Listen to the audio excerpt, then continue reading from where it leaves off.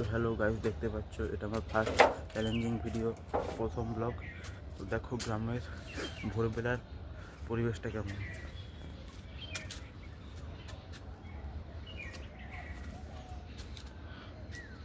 দেখতে পাচ্ছ সূর্যিমামা উঠে গেছে, আর কিছুক্ষণের মধ্যেই রোদ চলে আসবে, আধা ঘন্টার মধ্যে। দেখো প্রায় ঘড়ি কাটায় 6:40। আমাকে এক্ষুনি পড়তে যাওয়ার জন্য রেডি হতে হবে। দেখো দেখো গাইস, খুব ঠান্ডা পড়ছে।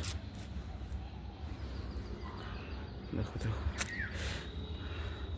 আর আশা করছি তোমাদের ভিডিওটা ভালো লেগেছে। লাইক কমেন্ট শেয়ার করে পাশে থেকো।